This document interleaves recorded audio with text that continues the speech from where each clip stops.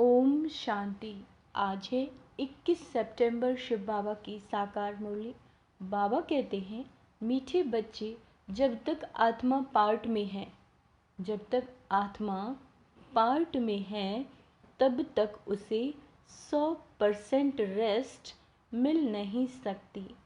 Rest यानी आराम मिलता है निर्वाण धाम में, वहाँ कोई पार्ट नहीं।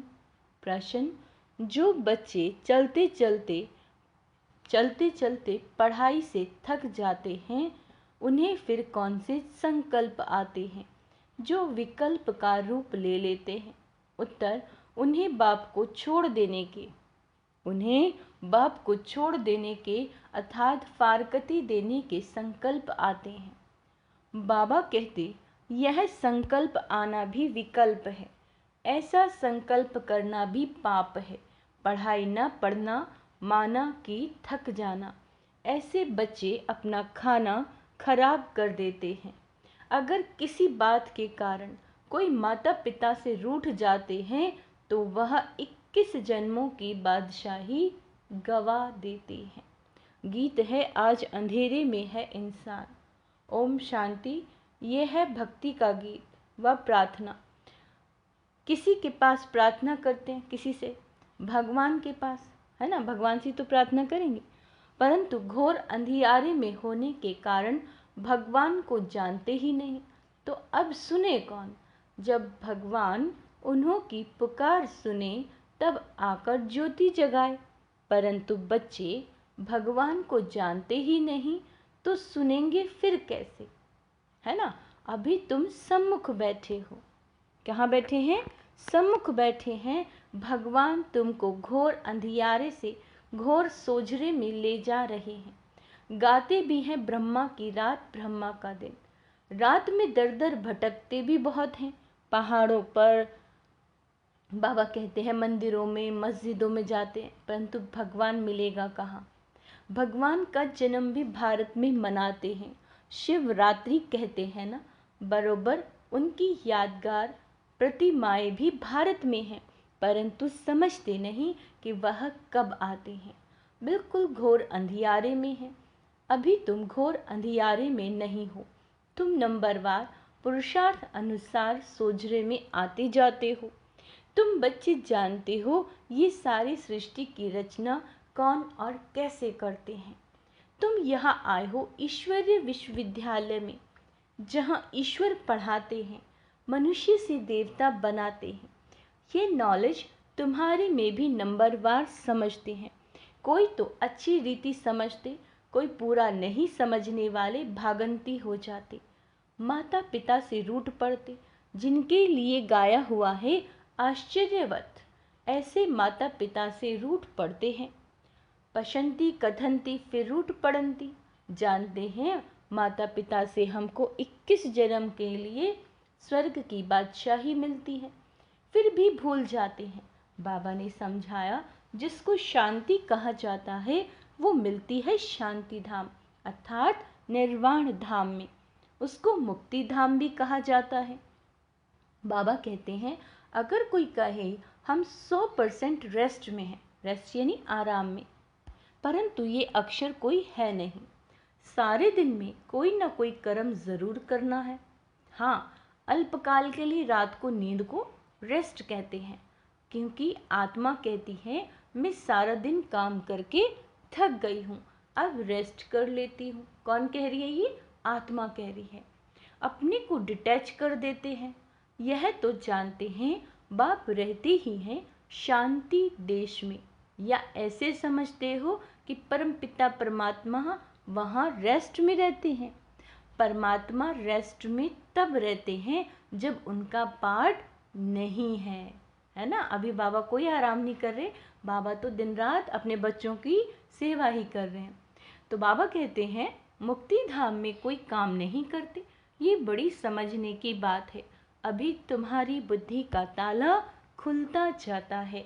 बाप कहते हैं तुमको पता है मैं रेस्ट में कब रहता हूँ? जबकि तुम बच्चे स्वर्ग में सुख में रहते हो, वहाँ तुमको सुख शांति है, उसको रेस्ट नहीं कहा जाएगा। रेस्ट में तब कहें जब तुम्हारा कोई पाठ नहीं, तुम जब स्वर्ग में हो तो मुझे कोई मेहनत नहीं करनी पड़ती, मैं वहाँ घर में शांत में रहता हूँ। शांति का दूसरा अक्षर वहाँ रेस्ट कहेंगे। यहाँ तो रेस्ट में रह नहीं सकते। आत्मा कहती है मैं रेस्ट में तब हूँ जबकि रात को नींद करती हूँ। उस समय रेस्ट में हूँ या शांत में हूँ, बात एक ही है। रात को अशरीरी बन जाते हैं, शांत हो जाते हैं, फिर उठते हैं तो कर्म में आते हैं, फिर भी अनरेस्ट हैं। कर्म करते अनरेस्ट भासती है। सतयुग में अनरेस्ट का सवाल नहीं, अनरेस्ट करती है माया। वहाँ ऐसे नहीं कहेंगे कि हम रेस्ट में रहते हैं। काम काज सब करते हैं परंतु अशांत नहीं रहते, बाकी रेस्ट अक्षर है नहीं। अच्छा समझो कोई कहते हैं हम शिमला जाते हैं रेस्ट के लिए, परंतु रेस्ट का अर्थ नहीं। सच्ची रेस्ट तब है जब हम निर्वाण धाम में रहते हैं, वहाँ चुप रहते हैं, बाकी रेस्ट कोई को है नहीं। कोई कहे हमको 100% रेस्ट है तो ये रॉन्ग है, इसको अज्ञान कहा जाएगा। हाँ ये ज़रूर कहा जाएगा, पढ़ाई नहीं पढ़ना चाहते हो तो रेस्ट लेते हैं, ना पढ़ना रेस्ट लेना, यह तो फिर थकना हो गया। बाबा कहते अपना ही खाना खराब करते हैं। समझाया जाता है, हे रात के राही, स्वर्ग की राह पर चलते चलते थक मत जाना, रूठ नहीं जाना। माता पिता को फारकती देने का तो संकल्प भी नहीं उठाना चाहिए। यह संकल्प उठाया तो उसको विकल्प कहा जाता है। ऐसे माता पिता जिससे स्वर्ग की राजाई मिलती है ना, उसके लिए संकल्प भी क्यों उठाएं। लिखते हैं कभी कभी संकल्प आता है छोड़ दे, कुछ समझ में नहीं आता। अरे समझने का तो यह टाइम है ना। बाबा क्या कह रहे हैं, समझने का तो यह टाइम है ना, समझना अर्थात पढ़ना। तुम जानते हो हम पढ़ रहे हैं। परम पिता परमात्मा जो ज्ञान सागर है, उचित उच्च है, उनको कोई भी जानते नहीं। भल ब्रह्मा विष्णु शंकर अथवा लक्ष्मी नारायण को जानते हैं, परंतु भारतवासियों को ये पता नहीं कि लक्ष्मी नारायण ने राज्य कब लिया और किसने दिया। माया ने बिल्कुल ही घोर अंधियारे में डाल दिया है। बाप आकर समझाते हैं, रचता बाप मनुष्य सृष्टि की रचना कैसे करते हैं यह तो कोई भी नहीं जानते। बाप ही बैठ समझाते हैं। माता पिता ब्रह्मा को क्रिएटर नहीं कहेंगे, भल प्रजापिता कहा जाता है, परंतु वह रचता नहीं। मनुष्य कहते हैं हमको अल्लाह ने पैदा किया है, निराकार फादर को ही रचता कहेंगे। रचता बाप को ज़रूर मनुष्य ही रचेंगे, जानवर तो नहीं जानेंगे। बाबा कहते हैं जानवर तो मुख से नहीं कहेगा कि हमको परमात्मा ने रचा है, मनुष्य कहेंगे हमको भगवान ने रचा है। तो बाप बैठ समझाते हैं, तुम देखो यह रचना कैसे रची। पहले पहले रचना होती है मुख वंशावली की। बच्चे को बड़ा होकर फिर बाप बनना है। यह बेहद का बाप कहते हैं देखो मैं भी कैसे रचना रचता हूँ, इसमें प्रवेश कर इनको मुख द्वारा कहता हूँ, हे आत्मा तुम मेरी हो, हे आत्मा तुम मेरी हो, मैं तुम्हारा बाप हूँ। फिर इनके द्वारा तुम बच्चों को रचता हूँ, तुम हो मुख वंशावली। अज्ञान काल में भी कहते हैं ना, जैसे हैं तैसे हैं मेरे हैं। बाप भी ऐसे कहते हैं, तुम ब्रह्मा के बच्चे बन जाते हो तो अभी तुम हो मुख वंशावली, फिर तुम कुख वंशावली भी बनेंगे। बाप कहते हैं तुम मेरे हो, फिर तुम दैवी घराने में जाएंगे। बाप इस ईश्वरीय रचना कैसे रचते हैं ये कोई भी समझ नहीं सकते। बाप समझाते हैं, यह ब्रह्मा भी कहते हैं मैं भी मुख वंशावली बनता हूँ। बाप के साथ माँ ज़रूर चाहिए। तुम कहते हो हम प्रजापिता ब्रह्मा के मुख वंशावली हैं। शिव बाबा ने हमको अपना बनाया है, उनको शरीर तो चाहिए ना। शिव बाबा को तो शरीर नहीं है, शरीर का लोन लेते हैं, फिर कहते हैं तुम मेरे हो। इसको कहा जाता है मुख वंशावली। शिव बाबा इस मुख से इस वन्य यानी स्त्री द्वारा कहते हैं कि तुम मेरे बच्चे हो। बाप भी समझाते हैं और कोई शास्त्र आदि में ये बातें नहीं हैं। तुम अभी सुनते हो फिर प्रायः लोप हो जाएगा। इस समय घोर अंधियारा है। क्या है इस समय? घोर अंधियारा। बाप आकर रोशनी करते हैं, तब तो ब्रह्मा की रात ब्रह्मा का दिन गाया हुआ है। कुछ तो है ना, गाया हुआ है। झूठ तो झूठ, सच की रत्ती नहीं। परंतु बाप कहते हैं प्रायः कुछ न कुछ रहता है।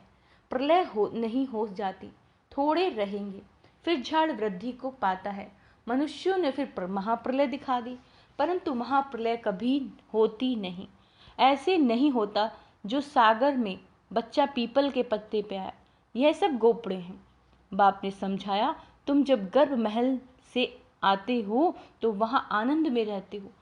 वहां दुख पाप कर्म होता नहीं। वह है ही पुण्य आत्माओं की दुनिया, और यह है पाप आत्माओं की दुनिया। यहाँ सब कुछ त्याग कर तुम सदा पुण्य आत्मा बनते हो। तुम इतना पुण्य करते हो जो आधा कल्प तुमको कोई पाप आत्मा नहीं कहेंगे। तुम अविनाशी पुण्य आत्मा बन जाते हो। यहाँ फिर आधा कल्प पाप आत्मा कहेंगे। बाबा कहते घड़ी घड़ी दान पुण्य करते रहते हैं। भारत को कंप्लीट धर्मात्मा कहा जाता है। भारत में दान पुण्य करते हैं। तुम जानते हो ये दुनिया हम छोड़ने वाले हैं, फिर आना नहीं है। इस दुनिया की सामग्री तुम ट्रांसफर करते हो नई दुनिया के लिए। मनुष्य ईश्वर अर्पणम करते हैं अर्थात ट्रांसफर करते हैं दूसरे जन्म के लिए। यहाँ तुम ट्रांसफर करते हो 21 जन्म के लिए। तो बहुत चाहिए ना, तुमसे सारी कीचड़ पट्टी लेकर नया देते हैं, पुराना लेकर सोने का देते हैं। तुम सच्चाई से बाप को देते हो, बाप भी तुमको सब कुछ देते हैं। सब कुछ तुम्हारा पार्ट जो चलता आया। क्या चलता आया? पार्ट। यह ड्रामा में था। सबने घर बार छोड़ा, नहीं तो गौशाला कैसे बने। मनुष्य तो नहीं जानते भट्टी कैसे बनती है, वह तो दिखाते हैं बिल्ली के पुंगरे आदि थी। यह सब ज्ञान तुम बच्चों को अभी है, फिर वहाँ ये ज्ञान नहीं रहेगा। हम ऐसे 21 जन्म राज्य करेंगे और फिर गिरेंगे, वहाँ ये ज्ञान नहीं रहता। त्रिकालदर्शी पने का पार्ट तुम्हारे में अभी रहता है। मुख्य हीरो हीरोइन का पार्ट तुम्हारा ही है और कोई का पार्ट नहीं। असुर से देवता, फिर देवता से असुर तुम भारतवासी ही बनते हो। बाकी तो हैं बीच के बाई प्लाट्स। नाटक में बीच में फिर हंसी कुड्डी का खेल भी करते हैं ना। आधा कल्प बाद देवी देवता धर्म प्राय लोप हो जाता है। तुम्हारी बुद्धि में ये सारा चक्र फिरता है। तब तो तुम समझते हो ना, परम पिता परमात्मा भी परम आत्मा है, परम धाम में रहने वाला है। बाप कहते मेरे में सारा ज्ञान है। मैं मनुष्य सृष्टि का बीज रूप हूँ। वह तो जड़ बीज होते हैं। शिव तो चैतन्य है, उनकी प्रतिमा पूजी जाती है। आजकल गवर्नमेंट झाड़ू के सैंपलिंग लगाती है। यह है चैतन्य बीज। मनुष्य सृष्टि रूपी झाड़ का बीज कहते हैं। मुझे सारे झाड़ की नॉलेज है। तो जब कोई कहते हैं 100% रेट में है, तो समझना चाहिए कि 100% रेस्ट तो कभी मिलती नहीं है। हाँ, ऐसे कहेंगे स्वर्ग में 100% पवित्रता सुख शांति रहती है। नाम ही है स्वर्ग। बाप को कहते हैं सत्य श्री अकाल, सच बोलने वाला। उनको कोई काल नहीं खाता, उनको कहा जाता है कालों का काल। बाप कहते हैं ये छीछी दुनिया है, इस भंबोर को आग जरूर लगनी है। तुम बच्चे जानते हो यह महाभारत लड़ाई महाकल्याणकारी है। मनुष्य यज्ञ करते हैं कि शांति हो जाए, गोया समझते हैं स्वर्ग के गेट ना खुले। तुम तो ताली बजाते हो भंबोर को आग लगे, हम नई दुनिया में बैकुंठ में जाएं। यह विनाश ज्वाला इस रुद्र ज्ञान यज्ञ से ही प्रज्वलित हुई है। जो बाप के बनेंगे वही स्वर्ग के मालिक बनेंगे। बाकी सबको हिसाब किताब चुकतू कर वापस जाना है। तुम जानते हो अब वापस मुक्ति धाम में जाकर फिर अपना पार्ट रिपीट करना है। सतयुग में यह इतने सब देवी देवताएं कहाँ से आए? मनुष्य से देवता किए करत न लागी वार। तुमको कौड़ी से हीरे जैसा पतित से पावन बनाते हैं। जितना जो नॉलेज धारण करेंगे उतना पद पाएंगे। राजधानी स्थापन हो रही है। तुम जानते हो हम अपने लिए स्वर्ग की स्थापना कर रहे हैं श्रीमत पर। अगर श्रीमत से कोई रूठ कर अपनी मत पर चले तो वह रावण मत हो जाएगी। इसीलिए कदम कदम पर तुम श्रीमत लेते रहो। बाप जीते जी तुमको ट्रस्टी बनाते हैं। जीते जी। अच्छा, मीठे मीठे सिक्के लदे बच्चों प्रति माता पिता बाप दादा का याद प्यार और गुड मॉर्निंग। रूहानी बाप की रूहानी बच्चों को नमस्ते। हम रूहानी बच्चों की रूहानी बाप दादा को याद प्यार। गुड मॉर्निंग, नमस्ते मीठे बाबा, शुक्रिया बाबा, शुक्रिया। धारणा के लिए मुख्य सार, कंप्लीट दानी बनना है। सच्चाई से सब बाप को अर्पण कर, सच्चाई के साथ बाबा को अर्पण कर नई दुनिया के लिए ट्रांसफ़र कर देना है। जीते जी ट्रस्टी बनना है, जीते जी कदम कदम पर बाबा से श्रीमत लेनी है। कभी भी श्रीमत से रूठ मन मत पर नहीं चलना है। और श्रीमत क्या है कि बाबा को कभी नहीं छोड़ना है ना। कंबाइंड वरदान है, कंबाइंड रूपधारी बन सेवा में खुदाई जादू का अनुभव करने वाले खुदाई खिदमतगार भव। स्वयं को सिर्फ सेवाधारी नहीं लेकिन ईश्वरीय सेवाधारी समझकर सेवा करो। इस स्मृति से याद और सेवा स्वतः कंबाइंड हो जाएगी। जब खुदा को खिदमत से जुदा कर देते हो, जब खुदा को खिदमत से जुदा कर देते हो तो अकेले होने के कारण सफलता की मंजिल दूर दिखाई देती है ना। इसीलिए सिर्फ खिदमतदार नहीं लेकिन खुदाई खिदमतगार हूँ, यह नाम सदा याद रहे तो सेवा में स्वतः खुदाई जादू भर जाएगा और असंभव भी संभव हो जाएगा। स्लोगन है, कर्म योगी बनना है तो, कर्म योगी बनना है तो कमल आसनधारी अर्थात न्यारे और प्यारे बनो। अच्छा, ओम शांति। आज का सुमान अभ्यास करेंगे। मैं कर्म योगी आत्मा हूँ, मैं न्यारी और प्यारी आत्मा हूँ, मैं खुदाई खिदमतगार हूँ। क्या हूँ मैं?